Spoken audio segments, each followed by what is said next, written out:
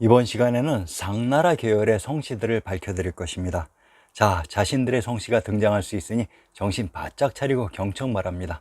상나라, 상나라의 시조는 설이다. 하나라의 시조 우의 치수 사업을 도와 크게 공을 세워 상나라를 봉해받는다. 그 후 하나라의 제후국 중에 가장 동망과 신망을 받는 나라로서 470년을 유지해 오다가 하를 멸하고 상조를 열어서 황제국으로 480년을 지속하다가 기원전 1122년에 주나라에 의해 망합니다. 상나라 시조설이 바로 신라의 박혁고세입니다. 상나라가 있었던 땅과 박씨가 탄생한 양산이 정확히 동일한 지역입니다. 이러한 조작을 숨기기 위해 사마천의 사기와 삼국유사, 삼국사기를 통해 상나라의 설과 박혁고세의 관련 지명을 모두 분리했지만 이 두 지역이 동일하다는 것을 신증 동국 여지 승남이 입증하고 있는 것입니다. 상나라의 의미, 상은 각골문에서의 뜻은 높은 정곽같이 멀리서도 분명하게 바라보이는 밝은이란 의미입니다.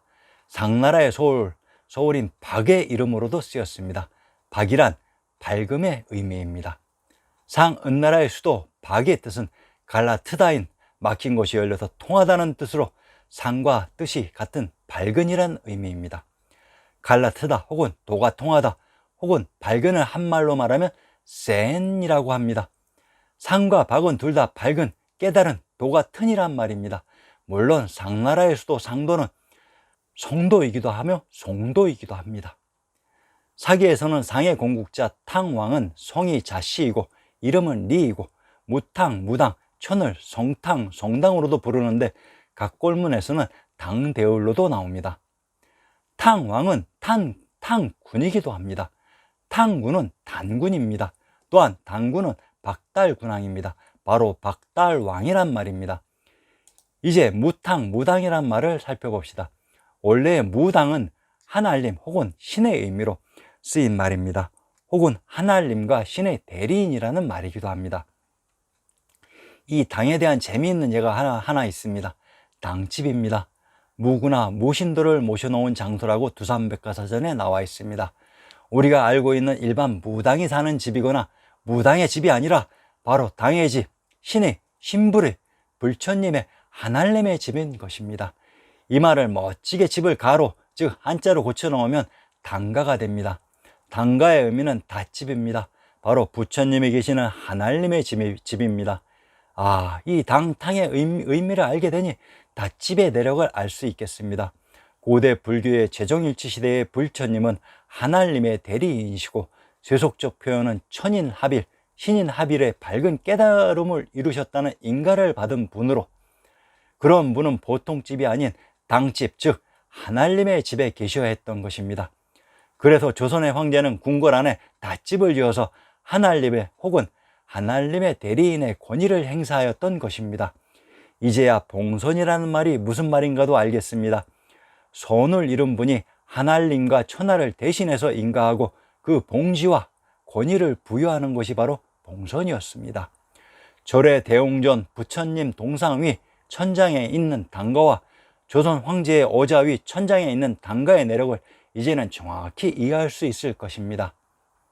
신증 동국 여지 승남, 신증 동국 여지 승남에서 상나라의 흔적을 찾아봅시다.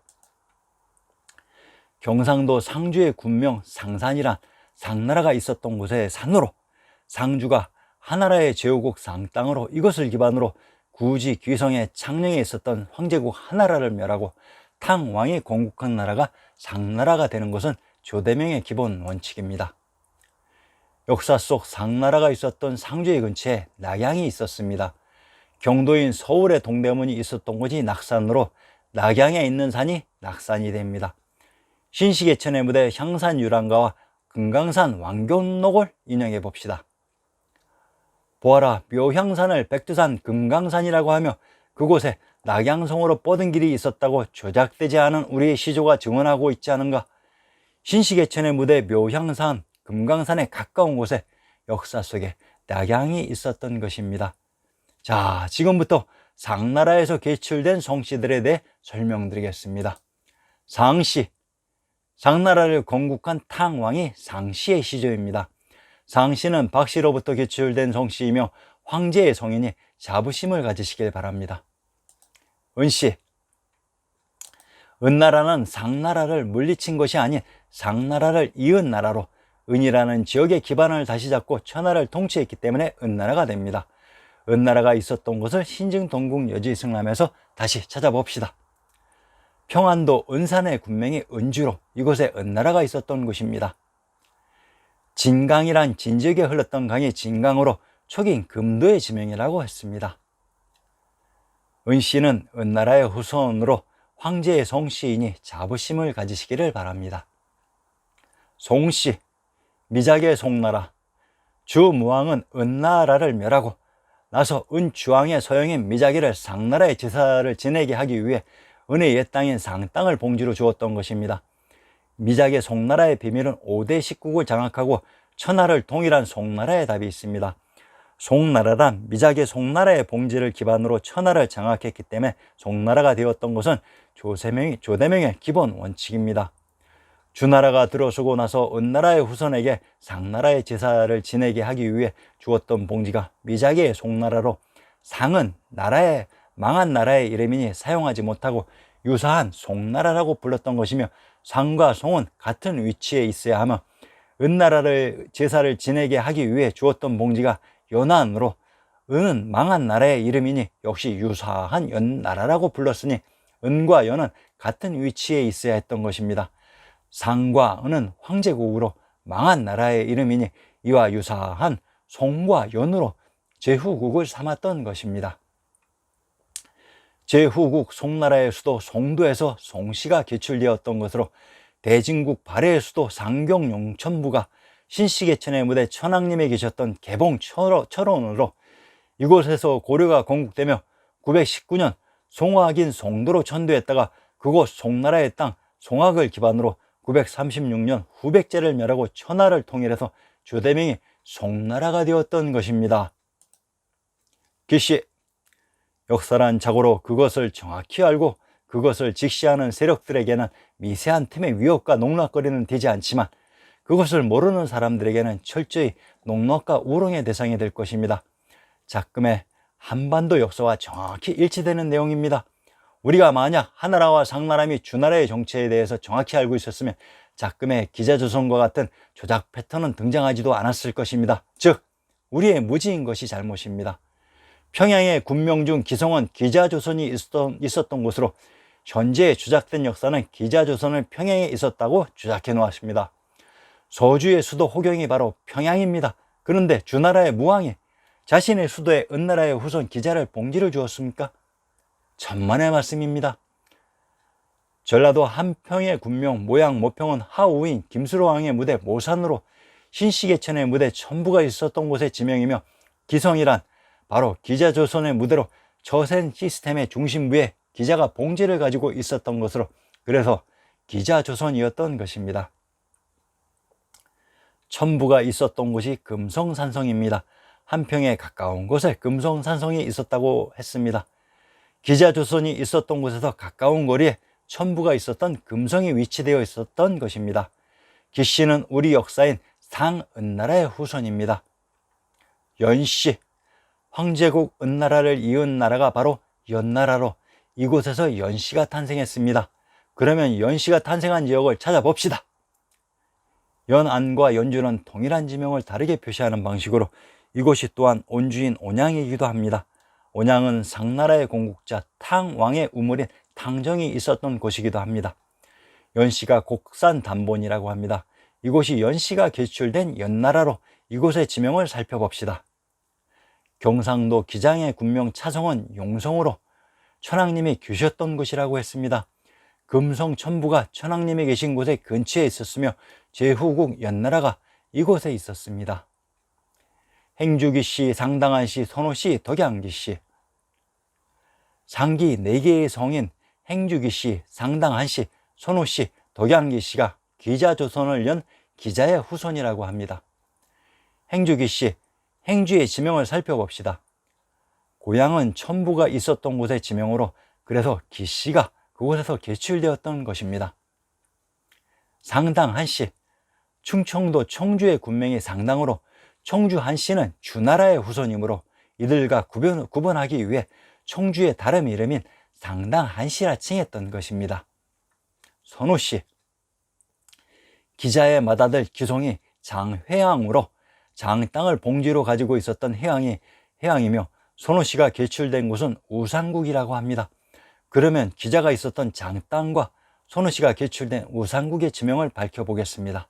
장, 강원도 영월이 장 땅과 아주 가까이 있었던 것으로 장 땅에 있는 능어가 장릉입니다. 장 땅을 노산이라고 했는데 이곳은 제후국 노나라가 있었던 곳으로 이곳의 누적을 인용해 봅시다. 신시계천의 무대 촉에 흘렀던 강이 금강으로 장 땅이 촉이 있었습니다. 우산국, 선우씨가 개출된 곳이 우산입니다. 우산국과 우산도는 동일한 지명을 다르게 표시하는 방식으로 우산국이 울릉도 또는 무릉이라고 합니다. 선우씨가 개출된 무릉이란 하우인 김수로왕의 무대 귀성이었던 것입니다. 덕양귀씨, 위만의 침입으로 이동한 금마의 지명을 살펴봅시다. 전라도 익산의 군명이 금마로 익주와 익양은 동일한 지명을 다르게 표시하는 방식으로 경기도 남양, 전라도 익산, 경상도 영천은 익주와 익양이 중복되는 동일한 지명입니다. 남양의 군명 당성이란 탕구르인 천황님이 계셨던 고고죽국의 지명입니다. 기자의 후손들이 주나라 후손인 위만의 침입으로 뿔뿔이 흩어진 것 같습니다. 서씨, 우선 서씨가 개출된 곳의 지명을 살펴봅시다. 고에서 나라라는 땅을 의미하며 경주의 군명 서라벌이란 이곳이 삼국지의 서주로 서씨가 개출된 곳입니다. 서씨가 개출된 서하성이 경기도 이천이라고 합니다. 그러면 이 지명의 비밀을 밝혀봅시다. 경기도 이천의 군명 중 영창의 지명을 살펴봅시다. 영창에 있는 궁이 영창궁으로 이곳이 경주에 있었다고 합니다. 그러면 경도의 궁실을 인용해 봅시다. 영창이라는 곳에 있었던 궁실이 영창전으로 경도인 서울에 있었다고 합니다. 그런데 경도의 창덕궁, 창경궁 후원에 애련정의 정제가 있었다고 합니다.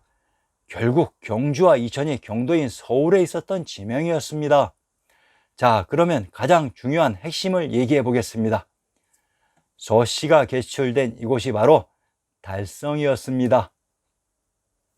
임씨, 충청도 임천의 군명 임주가 임씨가 개출된 곳입니다. 가림이란 가주에 있는 숲이기도 합니다. 가산과 가평, 신도와 신주는 동일한 지명의 다른 표기 방식입니다.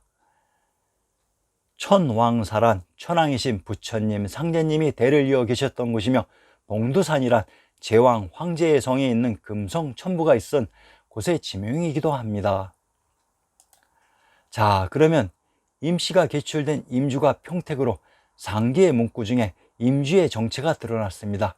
그 지명이 안양으로 이를 입증해 드리겠습니다.